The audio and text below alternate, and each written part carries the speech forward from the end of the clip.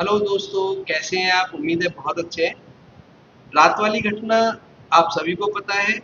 भारत की सेना ने पहलगाम का बदला ले लिया है और 9 स्थानों पर, जैसा कि बताया गया है, बमबारी करके आतंकवाद के जो ट्रेनिंग सेंटर थे उनको समाप्त करने का प्रयास किया है भारतीय सेना ने,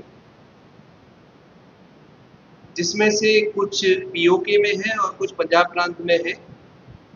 इस पर जो पाकिस्तान का दावा है वो ये है कि उसका कोई नुकसान नहीं हुआ है, या उसने 5 भारतीय विमानों को मार गिराया है, या फिर हिंदुस्तान ने जो उसके निर्दोष नागरिकों सिविलियन को निशाना बनाया था, बच्चियां भी मर गई हैं, आदि आदि। लेकिन पाकिस्तान सदा झूठ बोलता रहा है।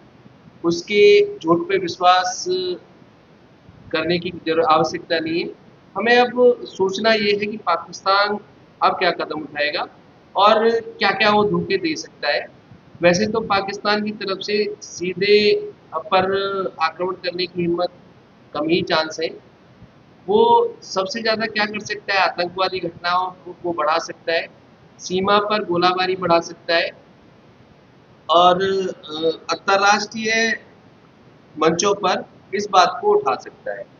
लेकिन सबसे ज़्यादा आतंकवादी घटनाओं की होने की उम्मीद है, तो इसलिए आम नागरिक को सतर्क रहना पड़ेगा और जहाँ भी संदिग्ध गतिविधियाँ हों, वहाँ पर नज़र रखनी पड़ेगी। साथ ही साथ कश्मीर में एक विमान का मलबा भी मिला है। अभी पता नहीं चल पाया है कि वो मलबा हिंदुस्तान के विमान का है या पाकिस्तान के का है। जाँच करने के उपरांत पता चलेगा। उम्मीद ज़्यादा है कि पाकिस्तान का विमान भारतीय सेना ने मार गिराया है।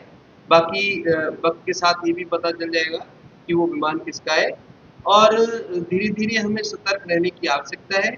इसलिए सतर्क रहिए, अपने आस-पास संदिग्ध गतिविधियों पे ध्यान रखिए और जितनी जल्दी हो सके उसकी सूचनाएँ पुलिस और अन्य जगहों पर दें, ताकि कोई घटना देश में ना हो पाए, क्योंकि खाली सेना की ज़िम्मेदारी नहीं है, हमारी भी ज़िम्मेदारी है कि हम इस तरह से नज़र रखें और सेना की सहायता करें। हम इस तरह से अगर सावधान रहेंगे तो सेना का बहुत ज़्यादा मनोबल बढ़ेगा और फिलहाल कोई भी मनोबल तोड़ने वाली घटनाएँ या बातें करने की आवश्यकता नहीं है। सारे विपक्ष को भी सावधान रहना चाहिए, जैसा कि कांग्रेस की तरफ से बयानबाज़ी आ रही है, वो नहीं आनी चाहिए। अभी केवल घटनाओं का विश्लेषण करना चाहिए, ना कि घटनाओं पर बयान देने चाहिए। तो उम्मीद है आप सब लोग इस देश की सहायता करेंगे और